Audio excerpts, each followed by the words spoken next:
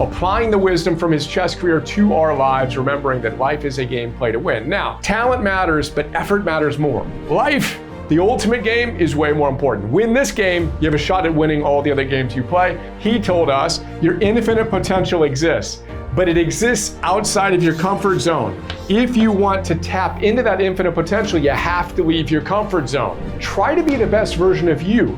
If you can do that, you have a shot at being the best at your position. Same with his coaches, same with you.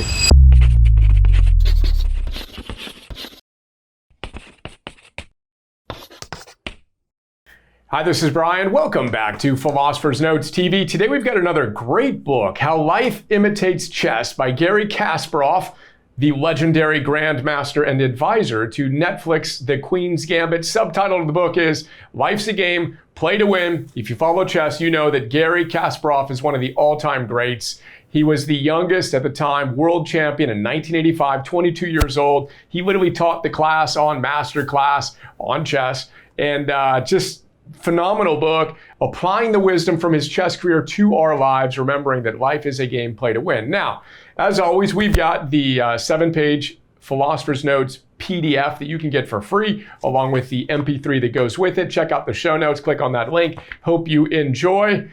Now, chess has become a big part of the Johnson family over the last 3.5 years. My son, right around the time he turned 10, he's now 13 and a half, got really into chess.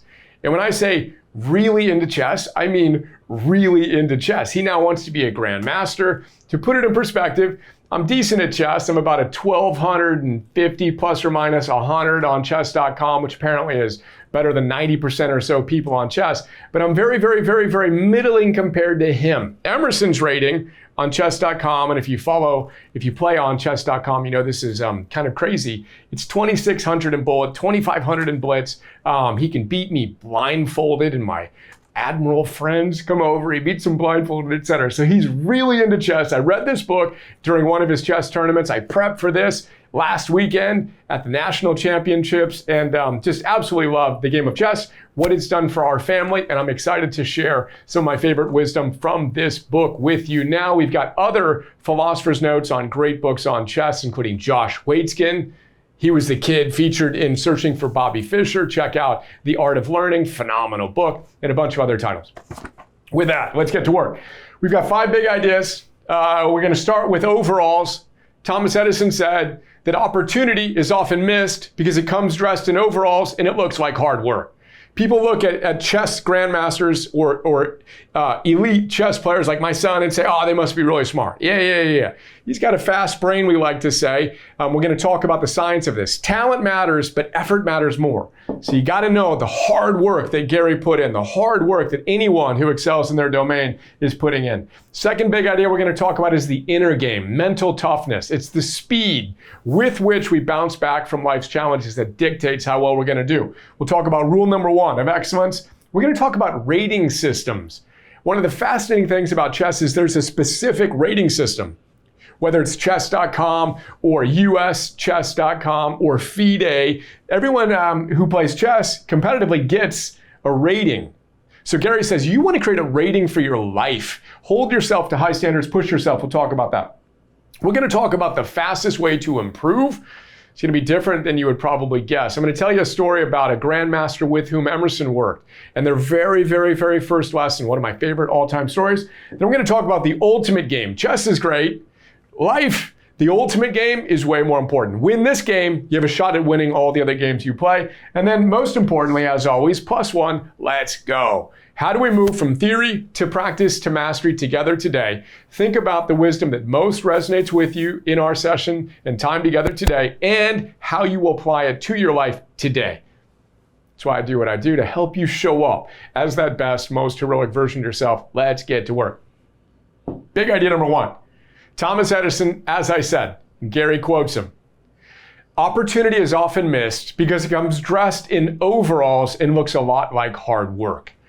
We have this naive idea that the best among us are somehow just talented, and that's what allows them to perform at the highest levels. Well, Garry talks about Michael Jordan. Michael Jordan was talented, no question about it, but he worked harder than anybody has ever worked. Maybe there's a couple of guys tied for first. And that's what made him great. He would have been a very, very, very good player, but it's his effort that made him absolutely astonishing. Now, Carol Dweck talks about this in her books, Mindset and Self-Theories. You got to have a growth mindset. You got to know that if you put in the effort, you can get better. Angela Duckworth wrote a book called Grit, in which she talks about this, and it's one of my favorite little equations here. She says, talent times effort equals skill. Talent times effort equals skill. She says talent matters, right? So talent definitely matters. She defines talent as the speed with which you pick up a skill. So Emerson has a certain disposition. Eleanor, our 9-year-old, just started playing chess. She's really into it as well. They have a certain disposition, a talent for it that definitely allows them to play at a reasonably high level out the gate. But it's the effort, and others may have it in art or in sports or in different things, right? So talent matters, no question about it. Not saying it doesn't matter, but effort needs to be applied in order to bring out that talent to create skill, right? So talent times effort equals skill. Then Angela says, yeah, then you have skill, and you gotta times it by more effort. Then you get achievement.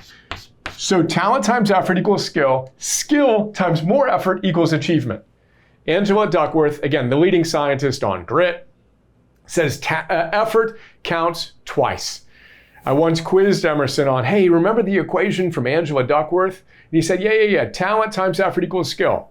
Skill times effort equals achievement. Then he extended it and said achievement times even more effort equals mastery. So if we want to master anything, we have to be willing to put in the effort. Remember, opportunity is often missed because it comes dressed in overalls. Put on your overalls, get to work, squeeze out all the talent you have through the effort. Second big idea, the inner game. Of course, if Gary's going to talk about how he excelled in chess, he's going to need to talk about his mental toughness. And my joke with Emerson is he used to be able to beat everybody but me. Then he got to a point after studying on chesskid.com. Again, awesome website. Check it out if you have kids or grandkids that are into chess. Chesskid.com. Fun Master Mike is one of the best teachers I've ever seen. Emerson fell in love with him. Eleanor loves him as well. So anyway, he got to a point where he could beat me after a few months on chesskid.com, right? And then he got to a point where he's just so much better than me. He could give me a queen. He can play me blindfolded, and it's awesome. So the rule was, don't listen to anything I have to say about chess. But I know a few other things about mental toughness and forging anti-fragility and all that good stuff.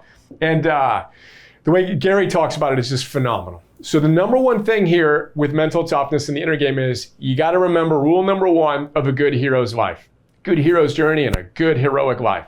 It's supposed to be challenging.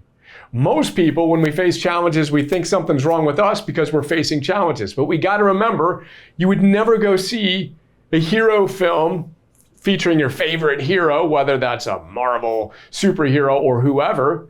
You'd never watch that movie if they didn't face challenges. That's what makes them stronger. That's what makes them great. Yet when we face challenges, we want to give up or we think something's wrong with us. Well, the hero wants to give up even in those movies as well. That's what makes it a heroic quest, a hero's journey. But Gary tells us, you will get knocked down. Remember that. It's the speed with which you can recover that matters. So when you get knocked down, remember you're going to get knocked down, period. When you push yourself outside of your comfort zone, remember we talked about the fact that your infinite potential, that is a heck of a stick figure. Go check that guy out. All right, there we go. He's got like an interesting neck. Let's make him a smiley face. You got to remember from our first PNTV back, I talked about true and false magic, Phil Stutz. He told us your infinite potential exists, but it exists outside of your comfort zone. If you want to tap into that infinite potential, you have to leave your comfort zone. How, by definition, does that feel? It feels uncomfortable. You feel fear, you feel pain, you feel uncertainty. We need to get comfortable feeling that. You need to bounce back from those setbacks as fast as you can. Another PNTV we'll be doing soon is on George Leonard's great book, The Way of Aikido. The great Aikido master and founder of Aikido, Morihei Ueshiba, one of his students told him, Morihei, you never lose your center, which is a big part of Aikido, right? Staying centered and grounded. He said, you never lose your center.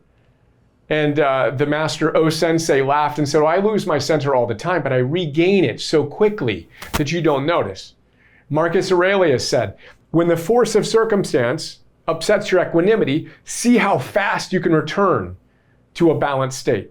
So when life knocks you down, you lose a chess game, you lose whatever the equivalent is in your life, see how fast you can bounce back, starting with the recollection, remembering the fact that it's supposed to be challenging. Don't beat yourself up, rebound as fast as you can. Third big idea, we can talk about that for a week. Third big idea, rating systems.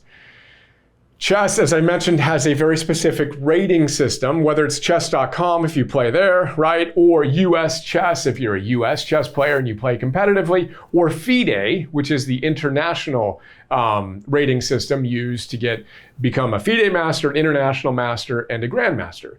So Emerson, as I mentioned, his rating on chess.com is twice as high as mine. Chess fans, you know that his is 2,500 in Blitz and 2,600 in Bullet, which is crazy. And he's over 2,000 in US chess. So he's marching toward a national master, wants to become a FIDE master, international master, and a grandmaster over the next 5 years. That's his big goal, right? So rating systems are unbelievably helpful to drive behavior. He knows when he's playing chess, and I forget what Gary's peak rating was, but it was crazy. Again, him and Magnus are among the all-time greats, right? Rating systems are great because you know precisely how you're doing in chess. Gary's idea is apply that to your life. How do you set a, quote, rating system in the different aspects of your life you care about? For us, we always come back to the big three: energy, work, and love, right? Who are you at your best? In your energy, in your work and how you're showing up productively, and who are you in your relationships? How do you rate yourself there? We built an app to help you do that with virtues and with targets, and we give you a Soul Force score. But whatever you can do to create a system where you raise your standards and you push yourself and you hold yourself accountable to those standards and you're honest about reality, and when you're falling short, the more you're going to improve. They've done research on this. You can give people a pedometer to measure their number of steps, and people who have a pedometer versus those who don't in the study walk a mile more than the people without a pedometer. So simply tracking your steps is a rating system. Let me say I'm going to get 10,000 steps, so I'm going to keep track. I'm much more likely to get those steps than if I'm not. Create rating systems in your life. Hold yourself accountable. Push yourself if you want to get better. Fourth big idea. Again, this is one of my all-time favorite experiences and stories. So two parts of it that I love. One, Emerson, we homeschool him. So he spends a lot of time training, and he'll watch, Hikaru is a really popular live stream chess guy, grandmaster, super entertaining and great, right? So Emerson was watching a new grandmaster who is streaming, or a grandmaster who has just recently started streaming. And this guy allowed people, one of the former top 100-ish players in the world. So these live streamers often let their viewers play them. So Emerson signs up to get in the queue to play this grandmaster, right? And I'm out of town, but his mom's, paying attention. He's number 3, number 2, number 1. Oh, he's up, he's live, he's playing the grandmaster. So mommy films it and sends it to me afterwards, but films it on her iPhone. And Emerson is playing this grandmaster, and he's playing so well that the grandmaster thinks he's cheating. And he says, my God, is this guy cheating? He's playing like a god, is what he said. So I watched the video and I'm like, that is awesome. How fun is that? And how cool is it that he said that? I go find this guy online. I send him an email and I say, hey, that was my 12-year-old son you were playing when you said this. Do you do any coaching? Because we'd love to potentially to work together. I think you guys would love one another. He certainly admires you. Maybe that'd be fun. He says, absolutely. We sign up. We have our first coaching session with this grandmaster. His name's Tomasz, awesome human being from Hungary. And the very, very first homework assignment he gives Emerson is the point of this idea, and is the thing that I think is one of the coolest things in the world. So what do you think? This grandmaster, one of the best, who's been a second to some of the best players in the world, competing for world championships, if he wanted to improve your game in chess, what do you think he would have you do? What he had Emerson do was pull out chess players when they play chess games. when they want to get really, really good, they keep track of their games. They put them into something called ChessBase, a file where you can study it and you can review what you did in the game. That's one of the ways you get better. Anyway, Tomasz has Emerson give him the 10 worst games he's ever played, the most painful losses he's ever had. That was his first homework assignment for Emerson. I get goosebumps saying that. I thought that was the coolest thing ever. And why? Why would he do that? Why would he have Emerson share with him the 10 most painful losses he's ever had? As he said when I asked him, I knew the answer when I asked him. He said, because that's how you're going to stop making those mistakes. The fastest way to improve in chess is to stop making the mistakes you're consistently making. If you can remove those mistakes, you will accelerate your improvement. Now, of course, you do other things, improving calculations through puzzles and opening prep and stuff like that. But if you're consistently making the same mistakes and you don't fix those, you will have a very difficult time getting better. So he started with the top 10 worst mistakes. Applying this wisdom to your life, my question for you is this. Are you making mistakes in your life consistently? And let's focus on energy, work, and love. Simplify it. We all make mistakes all the time. There are no perfect human beings. But we want to identify, look at yesterday, or look at some of your worst days, or look at some of your worst periods in your life, right? The 1, 2, 3, 4, 5 worst days or worst weeks or worst months of your life. What were you doing? What mistakes? I want to look at those games and I want to study them with you. And if I could follow you around for the day and I can see what you're doing and what you're not doing, we can change those things. I get goosebumps saying that. And I want you to know that the fastest way to change your life is not to start doing new things. Sure, there's a lot of stuff you can start doing. It's to stop doing the things that don't work for you. The metaphor I love to use is Superman. If Superman has kryptonite in front of him, he loses all of his power. Dave Asprey says, you know what's even more sneaky is if Lex Luthor ground the kryptonite into dust and just sprinkled it around Superman's house.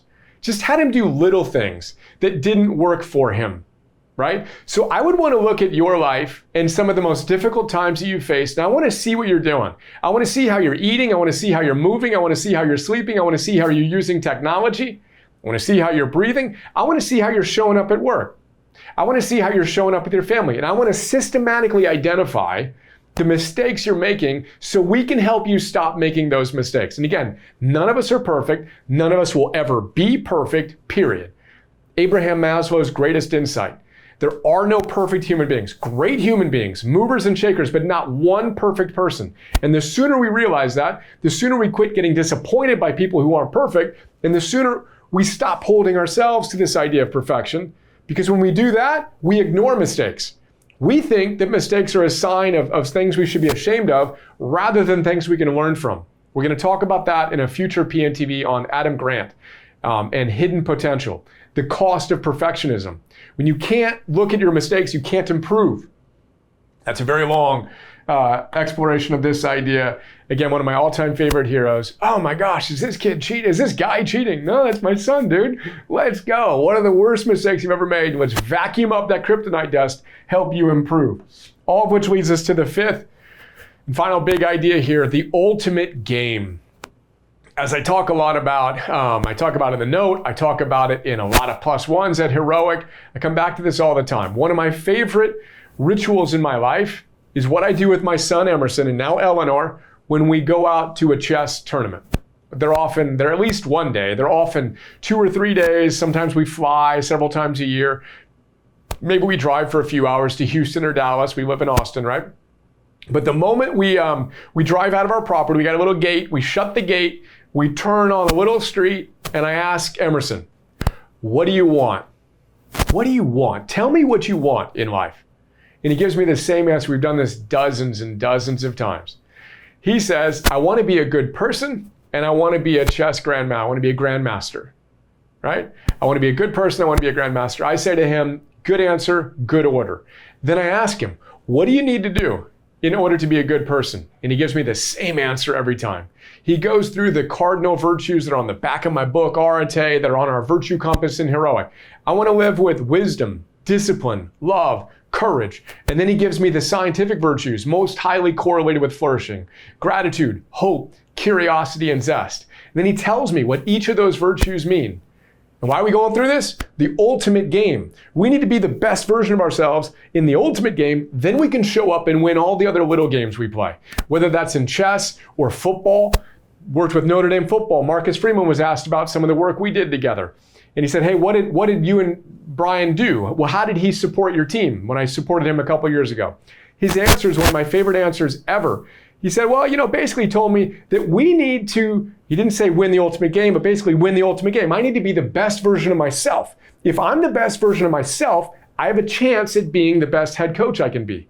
All my players, don't try to be the best player in that position. Try to be the best version of you. If you can do that, you have a shot at being the best at your position. Same with his coaches. Same with you.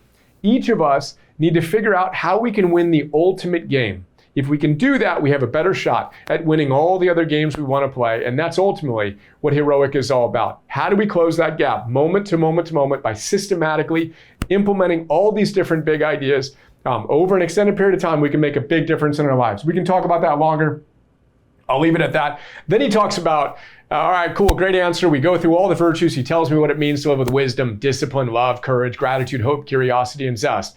Then he gives me the one-word summation of that, which is arete. He tells me that when you live with arete or virtue, you have a chance to be heroic, etc., etc.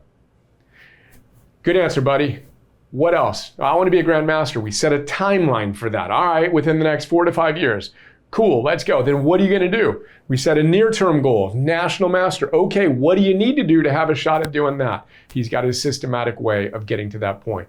So what do you need to do if you want to close the gap, be your best self, win the ultimate game? Think about that. Remember, opportunity is often missed because it comes dressed in overalls and looks a lot like hard work. Thomas Edison, Michael Jordan, Angela Duckworth, talent times effort equals skill. Skill times effort equals achievement. Achievement times effort equals mastery. Effort counts twice or thrice depending on how you're doing the math. The inner game is where it's at. How fast can you bounce back from a setback? The fastest way to bounce back is to know that they're going to happen. Don't beat yourself up. Have that level of wisdom and heroic self-compassion. See what's working, what needs work, bounce back. Rating systems are fascinating. How do you implement a rating system in your life such that you can hold yourself accountable, push yourself, and get better? Remember, the fastest way to improve, not to add things, but to remove the kryptonites you have in your life. Again, no shame. We all have the habits that don't serve us, from little things that aren't that big of a deal to big things. If you can remove systematically those big things, you free up so much energy. Think about that. Make those mistakes a thing of the past. Win the ultimate game. Be your best self in service to something bigger than yourself. I'll tell you what, my kids are my biggest motivation. You want to find the strength to do the hard work, to forge that best version of yourself? Remember, the hero has strength for two. Our secret weapon is love. So think about the people for whom you will do the hard work in order to be your best self. My kids are my deepest inspiration, most humbling opportunity to be my best. How about you? What was the idea that most jumped out and landed for you today? I had fun sharing some of my family chess journey, and I hope that you had at least one idea that jumped out and landed for you. How can you implement that wisdom today? Move from theory to practice to mastery. Let's do it together. Let's do it today. It's an honor to spend time with you. I hope you enjoyed. Again, you can get the note, and I look forward to sharing more with you soon. All right, have a great day. See you.